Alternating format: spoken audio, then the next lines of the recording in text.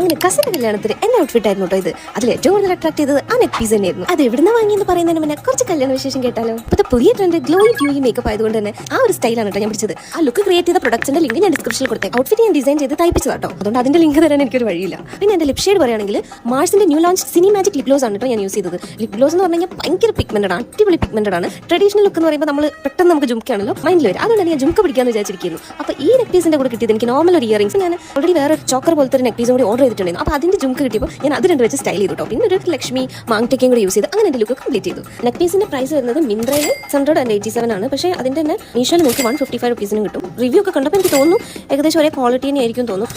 Okay, അപ്പോൾ നിങ്ങൾക്ക് എൻ്റെ ഓവർ ലുക്ക് ഇഷ്ടപ്പെട്ടെങ്കിൽ കമന്റ് ചെയ്യണം കേട്ടോ. കല്യാണത്തിന് തിരക്കായതുകൊണ്ട് തന്നെ എനിക്ക് അധികം ഫോട്ടോസ് ഒന്നും എടുക്കാൻ പറ്റില്ല കേട്ടോ, പക്ഷേ ഞങ്ങൾ മാക്സിമം റീൽ എടുത്തിട്ടുണ്ട്. അതിന് നമുക്ക് എങ്ങനെയോ സമയം കിട്ടി എന്താ അറിയില്ല. പെണ്ണിനെ പോകാൻ വിടാണ്ട് പിടിച്ച് വെച്ചിട്ട് എടുത്ത റീൽസ് ആണ് കേട്ടോ അതൊക്കെ, ഡാൻസ് റീൽസ്. എന്തായാലും കല്യാണം അടിച്ചു വിളിച്ചു.